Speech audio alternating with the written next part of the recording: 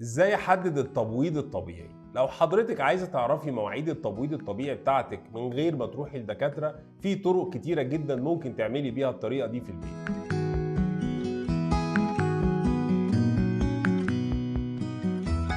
اول طريقه هي طريقه مراقبه درجه حراره الجسم،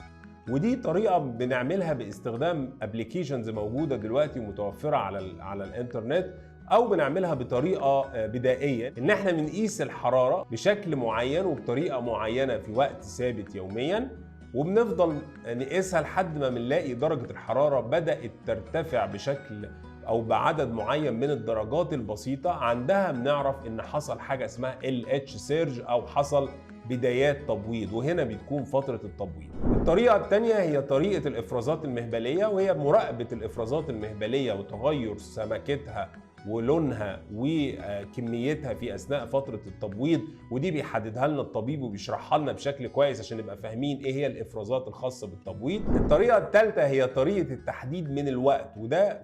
لازم يكون موجود في حالات الدورة المنتظمة فقط، بمعنى ان انا لو دورتي منتظمة فعلا باليوم اقدر احدد انا كمان باليوم التبويض بتاعي هيكون امتى بالظبط،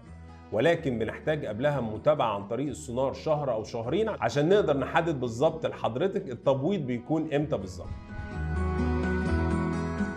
الطريقة الرابعة هي طريقة استخدام شرائط التبويض، واللي بقت متوفرة في مصر النهاردة بشكل كبير، عن طريق ان انا بستخدمها زي تحليل الحمل بالظبط في البول يوميا لحد ما تظهر شرطتين عندها بنعرف ان احنا عندنا تبويض وبتكون في علاقة زوجية في التوقيت ده، وبالتالي بنزود فرص الحمل وبنقلل الذهاب للاطباء او بنقلل متابعات التبويض او استخدام الادوية اللي ملهاش لازمة.